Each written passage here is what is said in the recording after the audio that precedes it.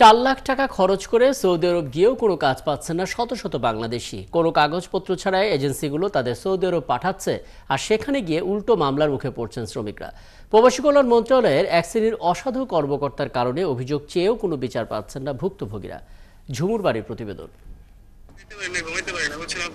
Saudi আরবের রাস্তায় রাস্তায় ঘুরছেন এই প্রবাসী। কোনোদিন কাজ মেলে তো কোনোদিন মেলে না। প্রবাসী খেয়ে না খেয়ে মানবেতর দিন যাপন করছেন তার মতো বহু শ্রমিক।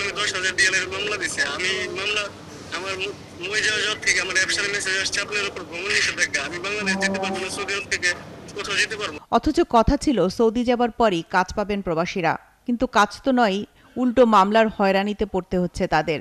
পুলিশে ধরিয়ে দেওয়ার ভয় দেখিয়ে তাদের কাছ থেকে টাকা আদায় করা হচ্ছে। নিয়োগকারী প্রতিষ্ঠান আয়াত ওভারসিসের নামে মামলা করলেও দেশে ফিরতে পারছেন না হাফিজুর নামে এই প্রবাসী।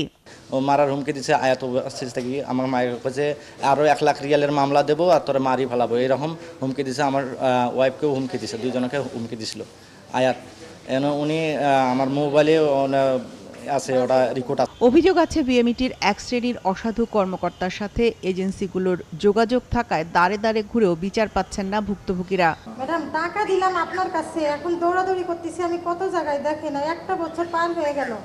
সৌদি দূতাবাস বাংলাদেশ থেকে প্রতিদিন অন্তত 5,000 ভিসা দিচ্ছে, যার বেশিরভাগই কর্মী ভিসা। অথচ ভুক্তভোগীরা বলছেন সৌদি আরবে এখন কোনো কাজ নেই। কাজ না পেয়ে রানও হচ্ছে, এটা আছে। কাজ থাকার পরেও প্রজেক্ট রান করতেছে, সেখান থেকে রান হয়েছে। 2 রকমের ইয়েতে আছে। এজেন্সির বিরুদ্ধে যে কোনো অভিযোগ থাকে, ডেফিনেটলি আমার কাছে মনে হয় যেন এজেন্সিকে ডাকলে, কারণ এজেন্সিই সমাধান করে দিতে হবে এই কাজগুলো। পিটিশন আছে, আমরা যদি দেখি যে তাদের আমাদের রেসপন্স করতেছে না, আমাদের অ্যাটলিস্ট এই এখতিয়ারটুকু আমাদের মন্ত্রণালয় আমাদেরকে দিয়েছে, আমরা সুপারিশ করতে পারি যে আমাদের সহযোগিতা করতেছে না এবং তার পাঠানো কর্মীরা এইভাবে হয়রানির মুখে পড়েছে। বাংলাদেশের আইনে দুর্নীতিগ্রস্ত এজেন্সির লাইসেন্স স্থগিত করে জরিমানা করার বিধান রয়েছে, কিন্তু এতে সঠিক বিচার পাচ্ছেন না ভুক্তভোগীরা। ঝুমুর বাড়ি, 71, ঢাকা। মাঙ্কিপক্স